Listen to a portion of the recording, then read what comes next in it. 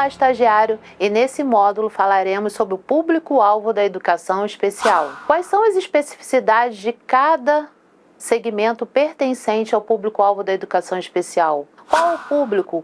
Quem faz parte desse público? Todas essas perguntas são respondidas através da legislação de 2008, que foi citada já anteriormente. Nesse slide, temos a imagem do Instituto Helena Antipoff, que fica localizado na rua Mata Machado 15, próximo ao estádio do Maracanã. O Instituto Municipal Helena Antipoff é o órgão da Secretaria Municipal de Educação responsável pela implementação das políticas públicas da educação especial, em consonância com as diretrizes do MEC e Secretaria Municipal de Educação. Já falamos sobre a LBI, Lei Brasileira de Inclusão, e outros marcos históricos da educação especial. E agora estamos falando sobre o Instituto Municipal Helena Antipoff, que é um órgão que implementa as ações dessa política citada anteriormente e que falaremos mais adiante não só de cada segmento desse público-alvo, mas como atingir esse público dentro das ações do Instituto Municipal Helena Antipoff. Alunos atendidos pela educação especial. Quem são esses alunos? Consideram-se alunos com deficiência aqueles que têm impedimento de longo prazo, de natureza física, mental, intelectual ou sensorial, que, em interação com diversas barreiras, podem ter restringida sua participação plena e efetiva na escola e na sociedade. Essa ponderação faz referência ao modelo biopsicossocial, que não se atrela ao laudo médico, pois ela fala de impedimento de longo prazo, não necessariamente um impedimento que fica limitado a um laudo expedido de natureza de saúde, mas sim ao modelo biopsicossocial. Quem faz parte desse público-alvo da educação especial? As pessoas com deficiência física, com deficiência intelectual, deficiência visual, seja ela baixa visão ou cegueira, deficiência auditiva ou surdez, deficiência múltipla, transtornos globais do desenvolvimento e o transtorno do espectro autista, além de altas habilidades e superdotação. Alunos com deficiência intelectual. Esse tipo de deficiência caracteriza-se por registrar um funcionamento intelectual geral significativamente abaixo da média, oriundo do período do desenvolvimento, concomitante com limitações associadas a duas ou mais áreas da conduta adaptativa ou capacidade no indivíduo em responder adequadamente às demandas da sociedade, nos seguintes aspectos: comunicação, cuidados pessoais, habilidades sociais, desempenho em família, em comunidade, independência na comunicação, desempenho escolar, trabalho e lazer. Essa referência é do MEC de 1994. Alunos com deficiência visual. A cegueira é uma alteração grave ou total de uma ou mais das funções elementares da visão, que afeta de modo irremediável a capacidade de perceber a cor, tamanho, distância, forma, posição ou movimento em um campo mais ou menos abrangente. Essa referência é muito importante, como foi falado anteriormente, principalmente quando nós falamos da audiodescrição, porque muitas vezes sinalizamos que a parte da cegueira ela fica atendida somente pelo braille, quando não é assim, principalmente no fazer pedagógico, quando citamos aqui, afeta de modo irremediável a capacidade de perceber a cor. Então, como esse aluno percebe a cor? Quando falamos pintar o desenho de amarelo, as cores primárias quando são sinalizadas ou ensinadas na educação infantil. Tamanho, distância, forma, como isso pode ser orientado ao nosso aluno cego? Você, estagiário, na sua prática diária com um aluno cego, poderá vivenciar essas experiências direcionadas em atividades propostas pelos nossos professores regentes e no módulo de educação especial para o público com cegueira. A baixa visão já também é bastante desafiador. Ela traduz numa redução do rol de informações que o indivíduo recebe do ambiente, restringindo a grande quantidade de dados que esse oferece e que são importantes para a construção do conhecimento sobre o mundo exterior. Em outras palavras, o indivíduo pode ter um conhecimento restrito do que o rodeia. Na prática docente, verificamos que a avaliação desse público de baixa visão é feita a partir de uma fonte que seja mais confortável a esse aluno. Esse material que é oferecido a esse aluno é ampliado de forma a partir dessa avaliação, onde a fonte é escolhida, avaliada a partir da atividade proposta e a resposta desse aluno mediante essa atividade. A ampliação é realizada pela unidade escolar para que ele possa realizar as atividades com autonomia e independência. A referência do MEC em 2007. Alunos com surdez. Alguns dos nossos estagiários podem ter vivenciado nas unidades escolares alunos surdos. Esses alunos são atendidos pelos intérpretes ou os instrutores, ou até mesmo pelos dois profissionais, sendo que o intérprete dentro da sala de aula, interpretando a aula, e o instrutor dentro da sala de recursos no contraturno desse aluno. Vivenciar essa experiência com o público surdo é muito rico dentro da unidade escolar, pois a aprendizagem dessa língua, que é a primeira para o aluno surdo, ela aumenta a nossa abordagem, a nossa interação e realmente a inclusão é feita de forma plena para esse aluno e toda a unidade escolar, pois através dessa identidade surda e a comunicação é estabelecida.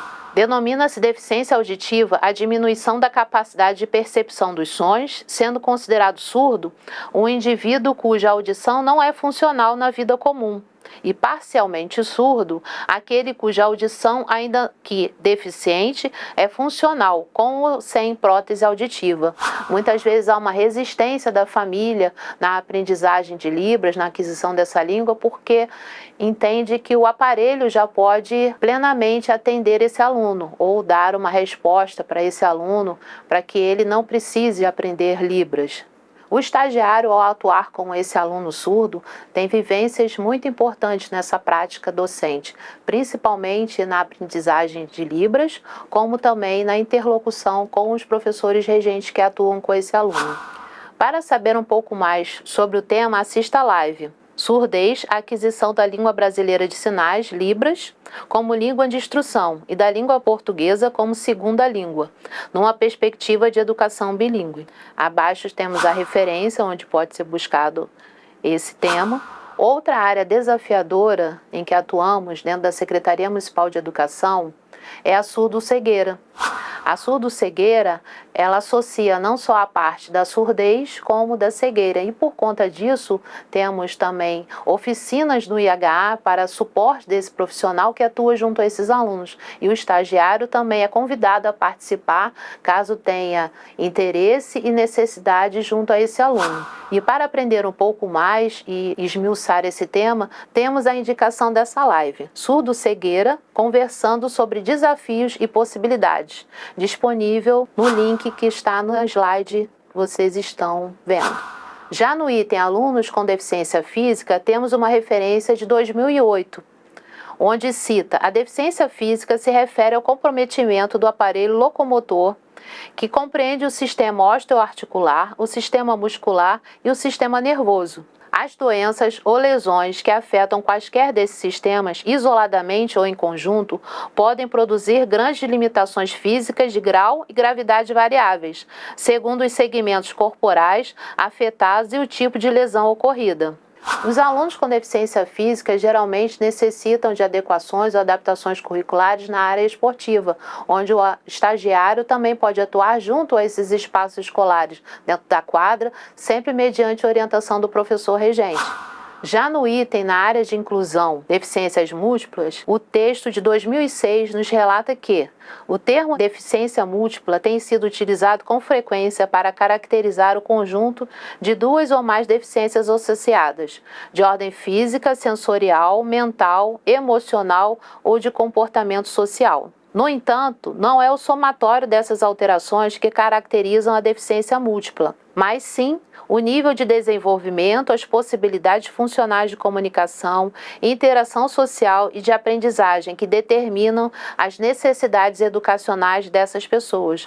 Lembrando que cada aluno é único, por isso temos o plano educacional individualizado, onde é pensado para cada aluno na sua individualidade. Já na área de inclusão de TGD/TEA, temos a citação do texto de 2007 que nos fala: os alunos com transtornos globais do desenvolvimento são aqueles que apresentam alterações qualitativas das interações sociais recíprocas e na comunicação, um repertório de interesses e atividades restrito, estereotipado e repetitivo. Incluem-se nesse quadro alunos com autismo, síndromes do espectro do autismo e psicose infantil. Embora o texto ele fala de uma forma incisiva dentro desses aspectos, entendemos que o nosso público também ele é de forma direcionada, ou melhor, as atividades pensadas para esse público é de forma individual, como foi falado anteriormente no outro público também.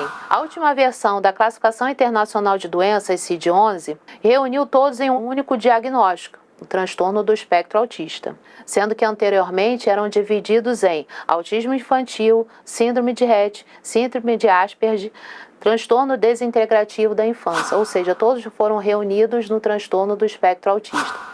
Para saber mais sobre esse tema, indicamos a live Transtorno do Espectro Autista, Estilos de Aprendizagem e o Fazer Pedagógico.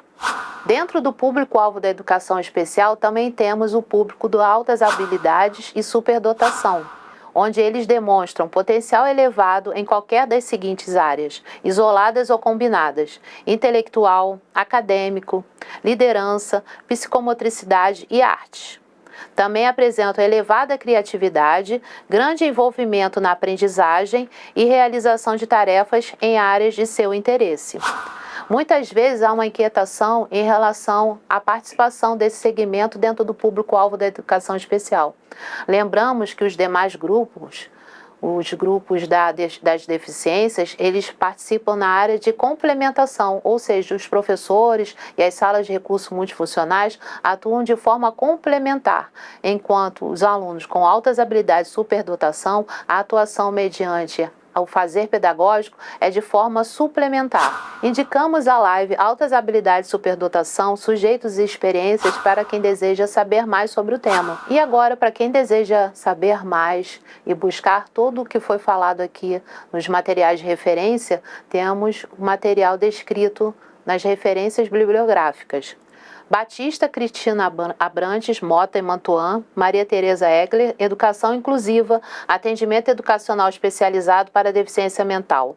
Segunda edição, Brasília, MEC, Secretaria Especial de Educação Especial, 2006. Brasil, Ministério da Educação, Política Nacional de Educação Especial, 1994. Secretaria de Educação Fundamental, Parâmetros Curriculares Nacionais, Adaptações Curriculares / Secretaria de Educação Fundamental, Secretaria de Educação Especial, uma referência de Brasília de 1998. Ministério da Educação, Política Nacional de Educação Especial na Perspectiva da Educação Inclusiva de 2008.